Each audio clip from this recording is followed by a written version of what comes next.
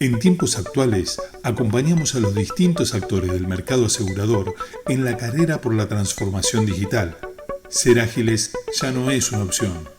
En la era digital, la velocidad de comercialización y el acceso global a productos y servicios son fundamentales para mantenerse por delante de la competencia y ofrecer una excelente experiencia al cliente. Smartix es una plataforma para crear experiencias únicas para los clientes, basadas en el producto y el canal de distribución, y se integra a la perfección con los sistemas internos y externos dentro de la empresa. Smartix permite a las empresas superar los desafíos de la industria y centrarse en la transformación.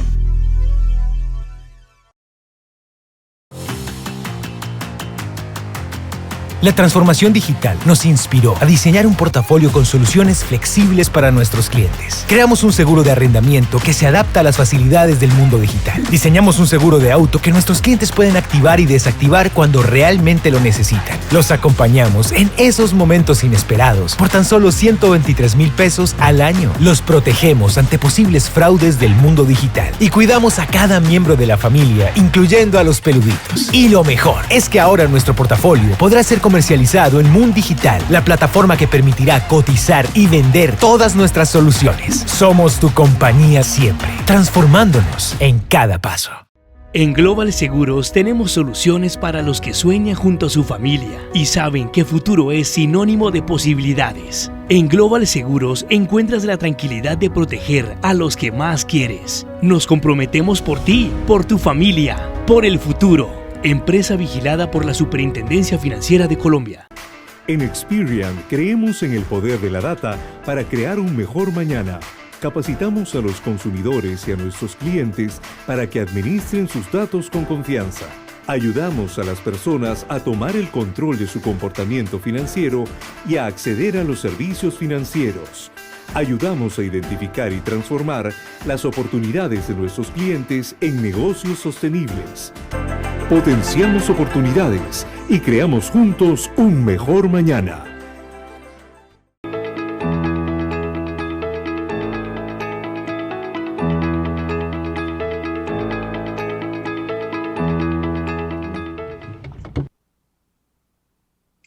Very nice to be here. Thank you very much. Good morning. So it's absolute pleasure to join you this morning. I'm based here in Singapore, so it's a little bit later in the day for us. In fact, we're 12 hours apart from you. So very, very happy to join you in the session. I really enjoyed this little story that was presented earlier. I think it was the most fun that I had watching in one of the conferences. So I really think it's really interesting. I was smiling a lot when I kind of followed the story along. So today what I'll do is I'll talk to you about the ecosystem approach that have been derived here in Asia. We've seen some really interesting trends that are coming out, and this ecosystem is at the heart of what the Insurtech is here in the region. And when we talk about Asia, Asia is a very big region. There's many different countries, some of them are developing, some of them are developed, some of them are small, others are very big. So it is very diverse, very much like other regions like Latin America or Europe. So it's in some ways it's hard to generalize, but the ecosystem approach has been something that is started in the places like China and India, and now is really progressing across some of the other markets. So I think that is quite universal. So with that, I have my own little story to share with you, but maybe mine is not as interesting and entertaining as yours. But mine is, I think, is something that we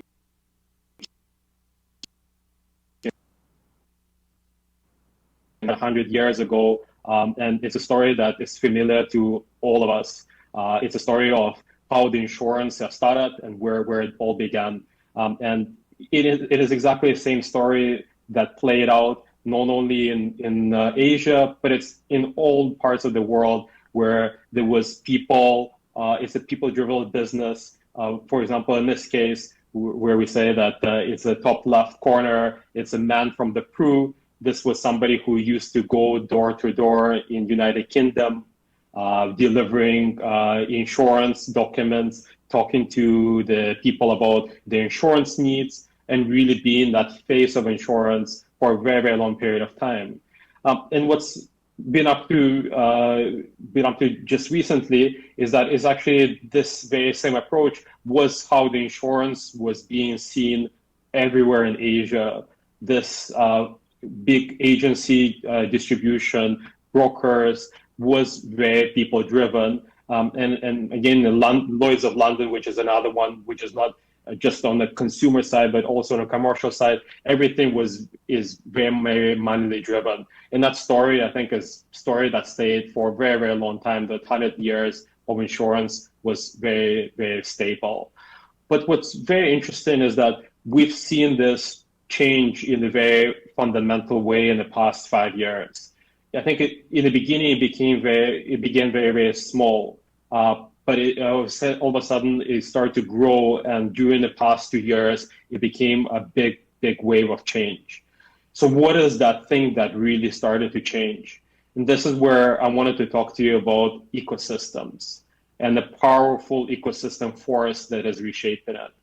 So before we talk about what ecosystems are doing, I wanted to touch a little bit more about what ecosystems are, because it's such a word that a lot of the times we use this without really thinking it can be misinterpreted. So the ecosystem it started with ecosystem of nature, but when we talk about the ecosystems in our context, it's internet ecosystems.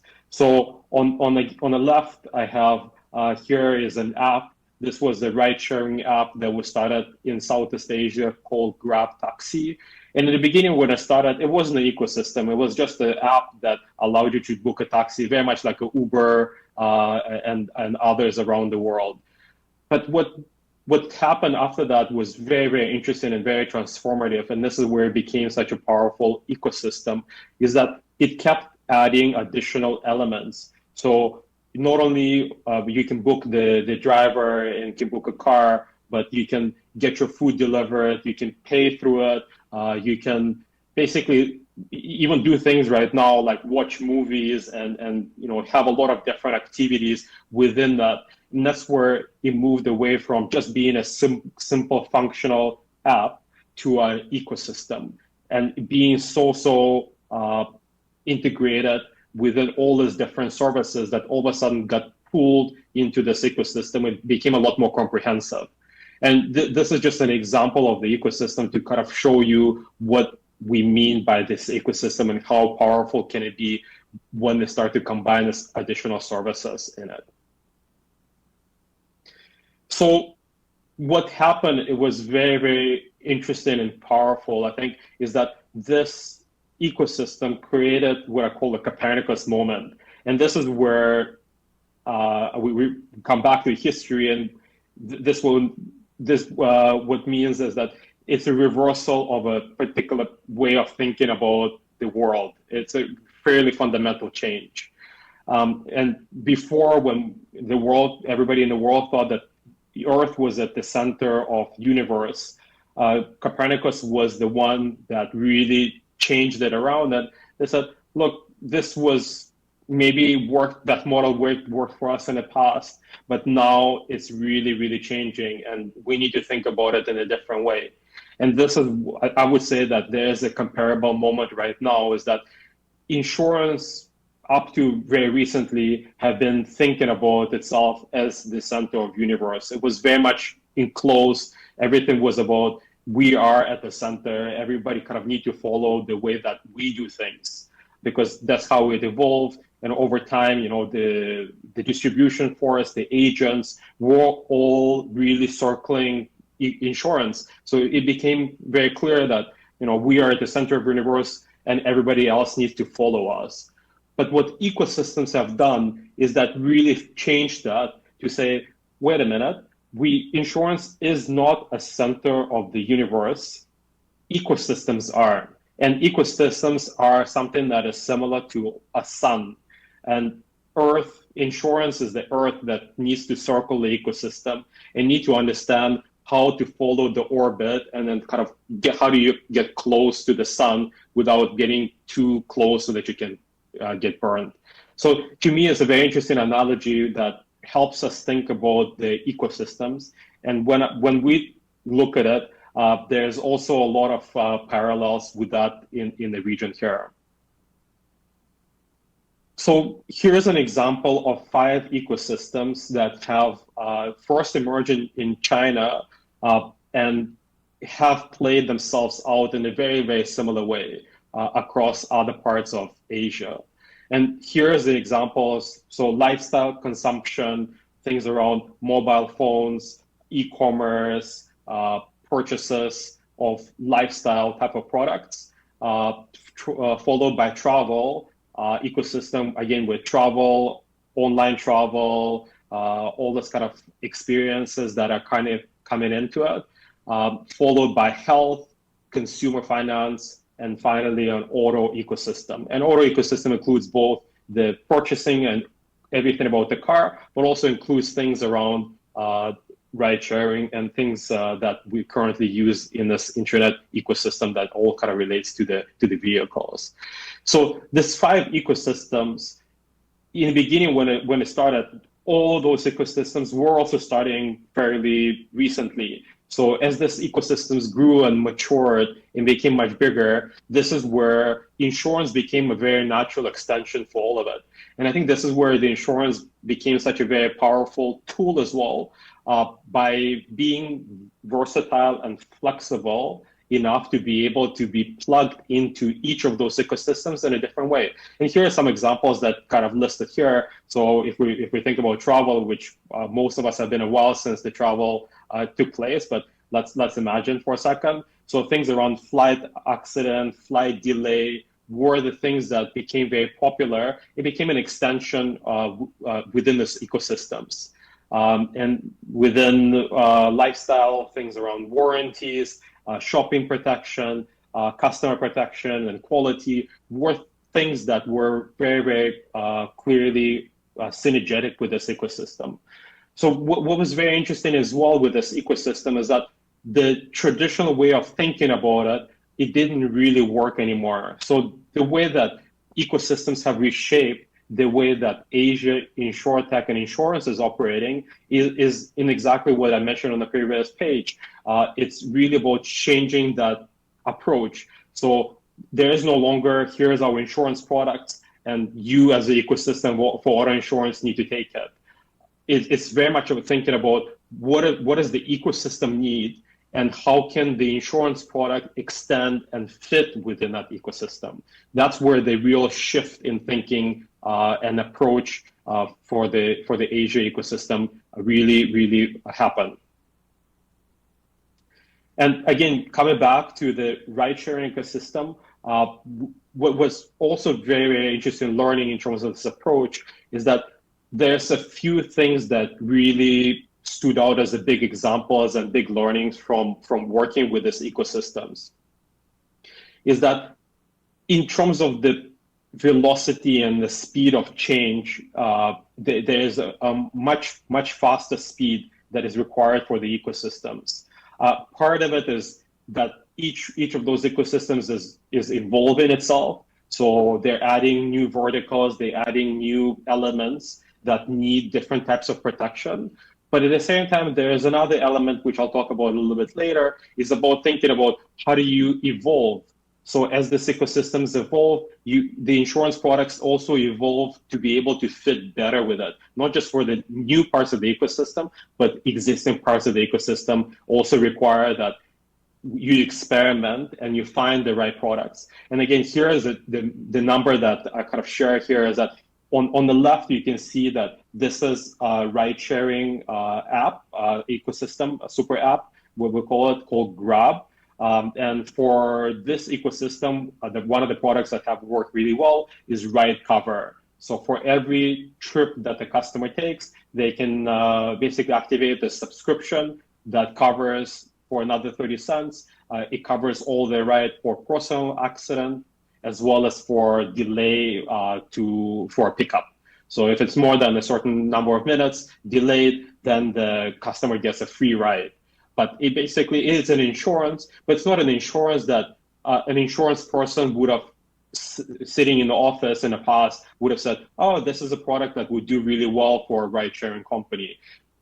Because it's so small, because it's so different, because it's so catered to that specific ecosystem, it took a number of attempts and changes in order to arrive at this product. It wasn't something that was launched by saying like, okay, we're going to find this product and it's going to do really well. It had taken a lot of time to arrive at it. The other element that I think is very, very important, and I think that was mentioned earlier, is about data.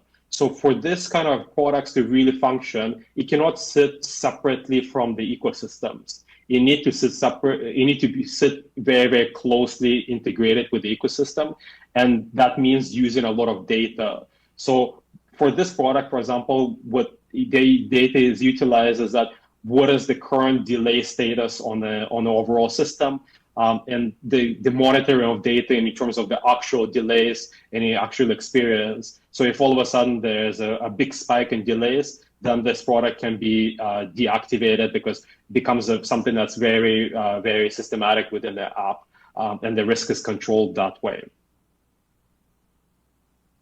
So there's hundreds of use cases like this across the ecosystems. Here are some of the examples that are most prominent. So we talked about, for example, e-commerce ecosystem. So return shipping, quality guarantees, accidental damages have been something that after many, many attempts, ecosystems have arrived at this approach as being something that is really, really powerful. And another one for e-commerce that has been quite popular is actually something to do with warranties. So warranty on the products as well as mobile phones, all those things are becoming a very, very powerful add-on insurance for these ecosystems. Travel, so as we said, travel cancellation, flight delay, and most recently, as the economy started to reopen and travel is starting to slowly come up as well, COVID protection has been a very important topic because some of the governments around the region make it mandatory for the COVID insurance to be activated for the travelers coming into that country. So that becomes something that's a natural extension for it. And mobility, things around accident, arrival, delay, and third-party damage. So I think the important thing to think about it is that it's a wide array of different products that fit within these use cases. So it's not just something, again, as a static, it's something that's very, very dynamic and is evolving as we speak. What I think is also very important to understand is that it takes many, many iterations, many attempts and changes with the products to arrive at what we call a hero product. It's something that has very high levels of take-up. And the amazing part about it is that we've seen that once you go through this process, you're able to find something that the take-up rate can be double digits. It can be 20, 30% of people who buy this product on e-commerce, they choose to add on insurance, which is an incredible number if you think about it. Usually when the typical insurance, you need to call hundreds and hundreds of people before somebody buys it. Here, this is something that is not even pushed to the customer, but the customer sees this as a very natural extension of the product or service that they are consuming within that ecosystem. And the number here is that 20. So it takes, on average, based on what we've seen, is on average, it takes 20 times, 20 changes, 20 different products in order to find that really, really, really good fit to fit within each of the ecosystem. And in some cases, you can move it across different ecosystems. You say, if it works in e-commerce, maybe it's going to work in travel. But a lot of the times, it's quite unique. So those learnings don't always carry so well. And it is maybe you can shortcut a little bit. Maybe instead of 20, it becomes 18 iterations. But on average, we've seen it takes somewhere between 15 to usually 20 times for this products to be really found themselves as a very strong product market fit. And again, the ways that this ecosystems take insurance also changes. For example, here we have an example of e-wallet ecosystem, so a financial ecosystem that takes insurance and brings it in by saying, in the beginning, you can, for example, use your even reward points to buy insurance, and you start using it. And then after that, insurance becomes a natural extension of what the customers are currently doing within that financial ecosystem. So really, really broadening this idea of channel, where it used to be before, to an ecosystem. So thinking about what are the jobs, what are the customers trying to do within that ecosystem, what are the things that people worry about as they do this kind of services within ecosystem and use this different parts of the product. And then thinking about it as insurance being that natural extension and natural fit within those ecosystems and the services. So I think that's where the real big change is coming. Here, I think, is the next thing that's coming in ecosystem. And this is, I would say, like the latest insight coming out of Asia. And I would say the most forefront market in Asia when it comes to the ecosystems is a Chinese market.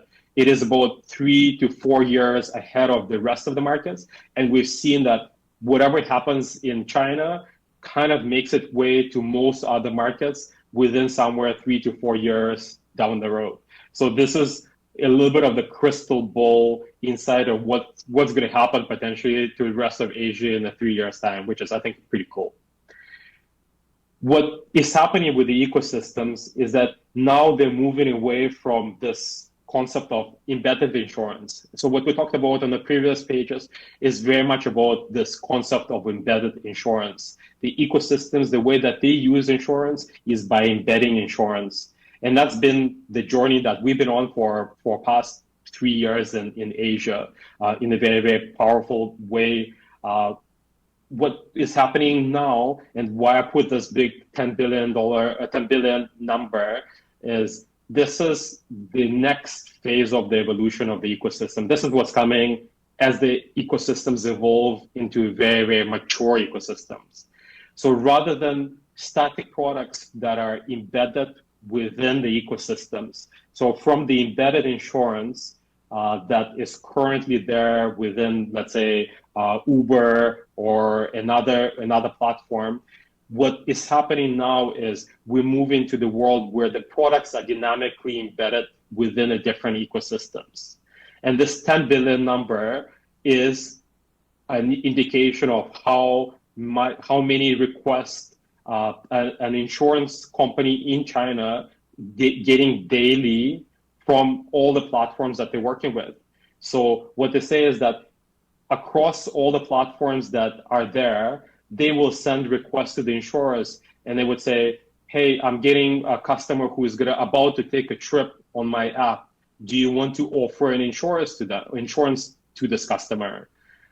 This customer is about to get off from the cab, or they're about to do some other action. They're about to buy, they've just bought something. So it becomes a lot more granular in terms of that user journey and in terms of the ecosystem. So that level of granularity gets elevated.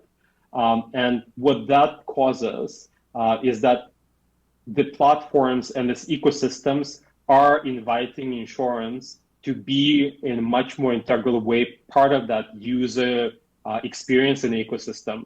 So then the insurance company needs to think about and say, out of this 10 billion opportunities a day that I'm getting from all these platforms, where do I want to be in that journey for the customer? Where do I want to present myself? At which point? At which product? What is the right price point?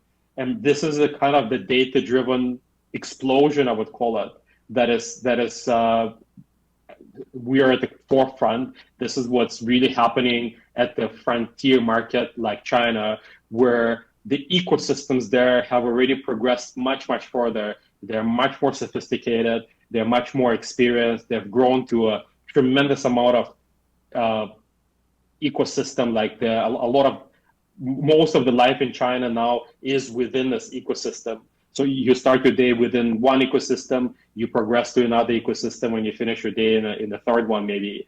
And as a result of it, as the whole economy have gone into this ecosystem, then as a result of it, the whole depth of insurance experience is following that as well. And I think this is a very, very powerful concept.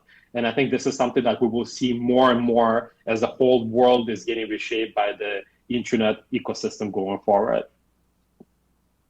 So I know I've kind of downloaded a lot of the information, and this is the last page that I wanted to share with you. I also wanted to leave an opportunity for us to ask any questions. If you have any questions, if you want to see anything specific about what's happening in Asia, what's happening in ecosystems, what's happening in around data, very, very happy to share it based on what I know. I've been here, fortunately, from the early days of the Asia ecosystem to the time that it's developed through to now really, really exciting times in terms of where we are.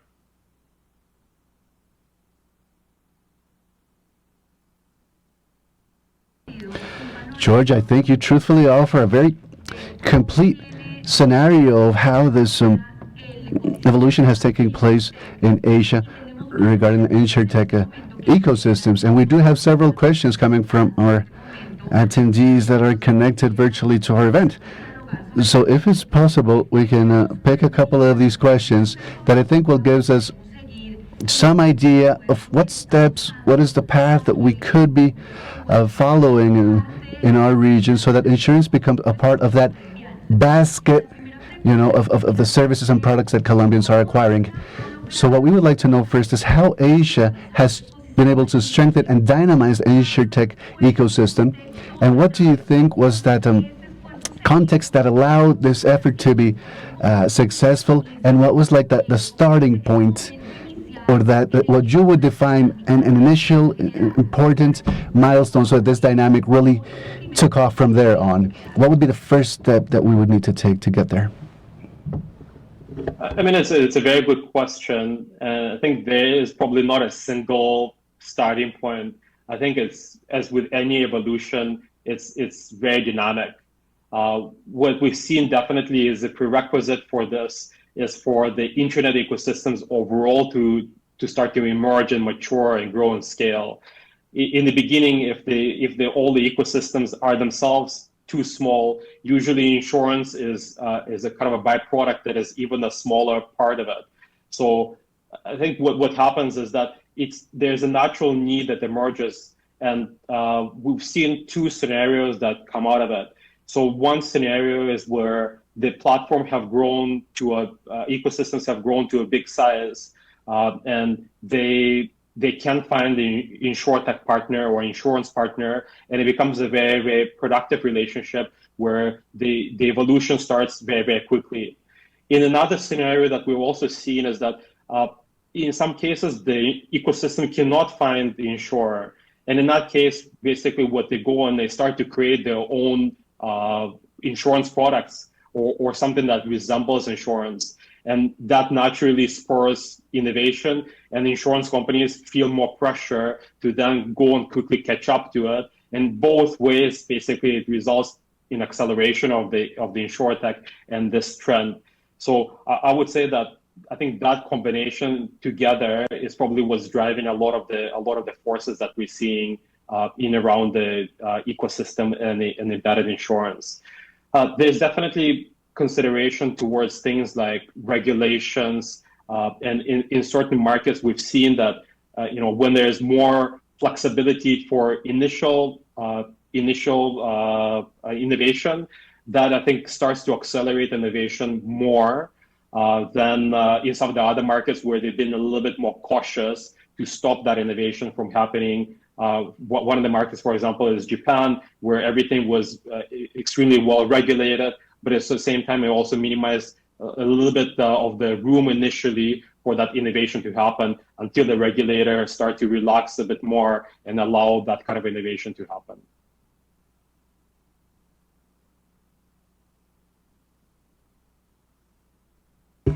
Great, George.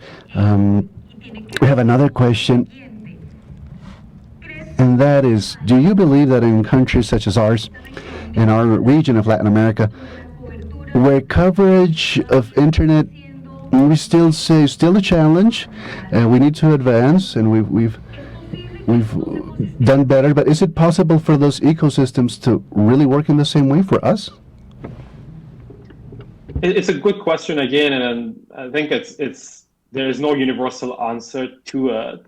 But what we've seen here in at least our part of the world, Southeast Asia is the closest to us here in Singapore, is that markets and the countries start to adopt internet in a very rapid way. And in some cases, it does take them a little bit longer than the others. We have some of the markets that the population is generally not as well to do, so it takes them a little bit longer. But what's been interesting is that in even the markets that people are not well to do, usually the first big purchase that they do these days is to purchase a smartphone. It becomes like they crave that connectivity and being part of the new world and be able to communicate. So with that, I think the internet ecosystem naturally starts to progress. And maybe it's not at the same speed in all the different places, but I think overall that is a natural progress where everything is going to go. And whether there's going to be a particular parts of the ecosystems that grow first, whether maybe in some cases not going to be the high-end services, but it's going to be something to do with more around the mobile connectivity or social media. There's different parts that start to grow first, and then the rest of it starts to catch up to it. That's at least our experience here. And together with that, I think that pulls the respective type of the insurance ecosystem together with it.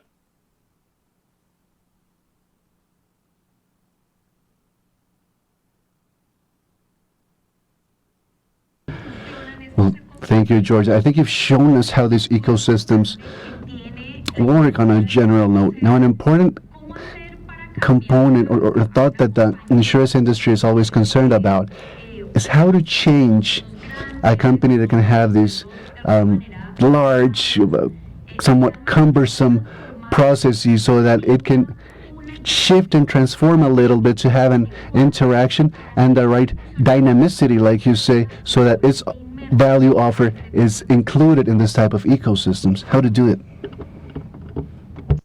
There is no single answer to that one either, unfortunately. There is no probably single bullet. What we've seen is, again, there is a different models, different insurers try different things. I think what's important to recognize in this kind of a cases is that there needs to be alignment throughout the organization. So both from the CEO, somebody who is working level, as well as even as far as the board, there needs to be that same line of thinking that we cannot miss this opportunity. It's not going to be something that we can wait for the next 5 years. And then, when things are already matured, then we're going to go ahead and start to participate in it. I think that mindset that we need to be here, we need to invest in this, and we need to find a way to be part of this revolution, I would say, it needs to be something that is top of mind for the insurers. And I think we're seeing that many more insurers are starting to recognize the opportunity that's coming up, the growth that's coming up. Just to give you an example for Southeast Asia, again, the number of embedded policies over the last 18 months have reached a number of 200 million policies have been processed. So it's no longer, for example, something that we can talk about as a very small part of the insurance. It is smaller, but it's growing very, really fast. And if the insurers would think about this as in the way the digital distribution play, they can refer back to the time when a lot of people said that bank assurance is not going to be a very powerful part of distribution. It was going to be a small part, and all of a sudden it continued growing, and over time it became very, very significant. I think digital is going to be definitely much more significant in a long way.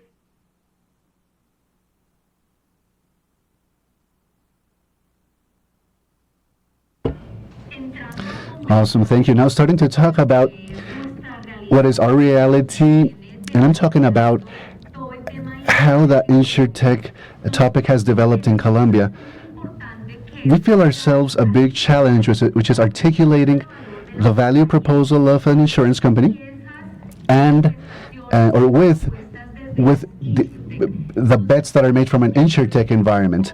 So the question would be, how have you gone about from the Insurtech Asia Alliance to try and seek that joint venue, those joint opportunities to combine these two elements so that you can, I don't know what to say, fertilize this environment better in the best way? What is the best way to dynamize this co-creation process with the Insurtech? And yeah. That's definitely another very good question. And collaboration, I think at this point, is definitely the way to go for the Insurtech. We've seen a similar type of trend in fintech, where in the beginning it was very much about everybody was afraid that fintech is going to disrupt banks, but it ended up being a lot closer to working in collaboration, 80% collaboration, 20% competition. I believe that this is exactly the same trend that is taking place in Insurtech as well, where a lot of the Insurtechs will work with the insurance companies, will try to find that best fit.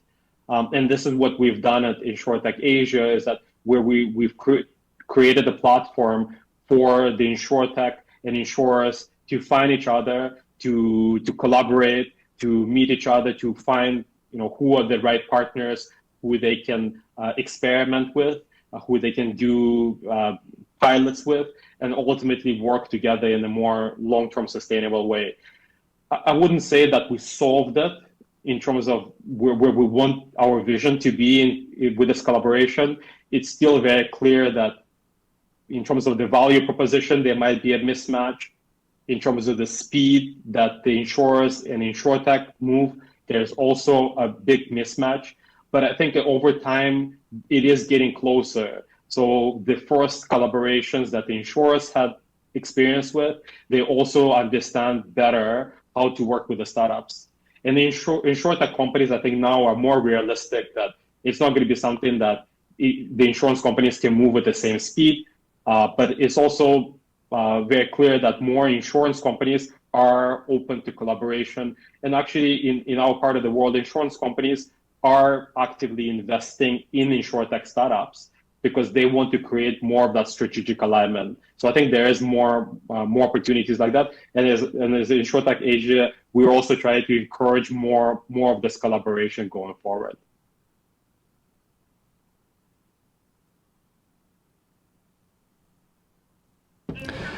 Okay, we just got another question.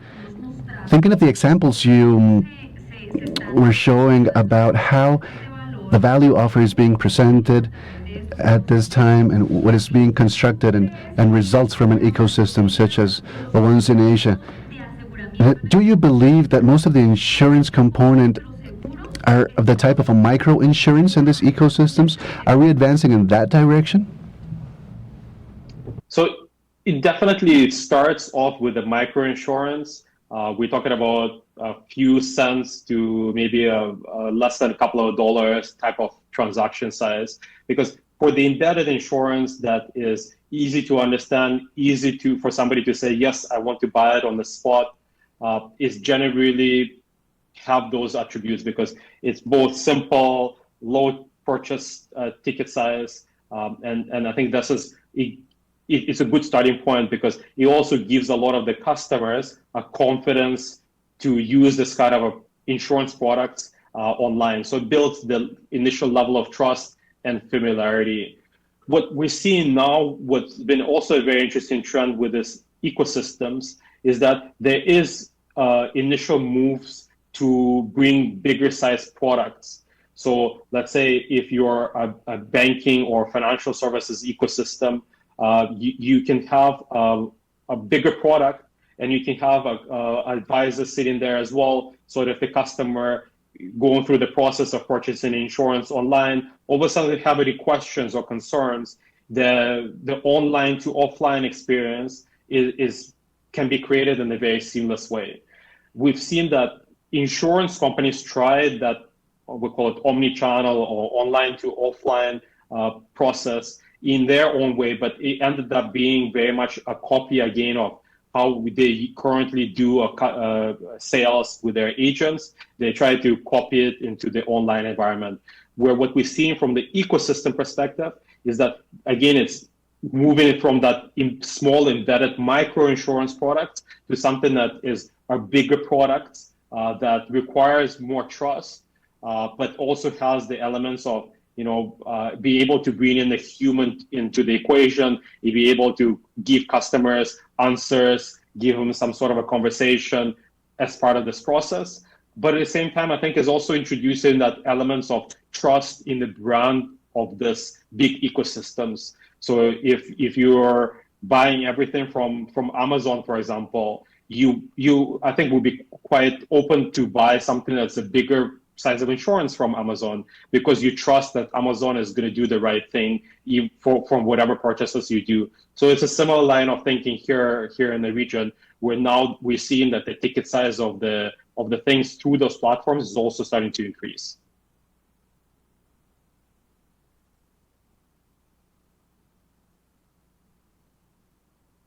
All right, George. I want to do a last question. Now that we have many, but I think in virtue of time, I think it's important to start closing down that conversation, but not without asking you the following. How do you see the trend of open insurance, or open insurance, to integrate the traditional insurance companies and the insurtechs that are setting the trend, really? Do you believe that it's important that insurance companies focus themselves now in generating these API ecosystems? So this is something that I think has taken place in other regions, but I think it's less so in Asia. So we haven't really seen a big move towards that. For example, Singapore is probably one of the few markets that's talking about open insurance. We've just gone through exercise of opening the bank side of it. But perhaps I think for this kind of ecosystems and countries like Asia, I think the penetration of the insurance is so low that the open insurance is not as powerful as some of the markets like, let's say, United States or Europe, where pretty much everybody already has insurance, and open insurance allows really open up innovation and bring this in the next level. I think the penetration for Asia insurance is still very, very low. And as a result of it, if you bring open elements, it wouldn't be so powerful in terms of creating that extra innovation. I think it's still very much oriented towards the growth and bringing more insurance to more people who have previously not had access to insurance.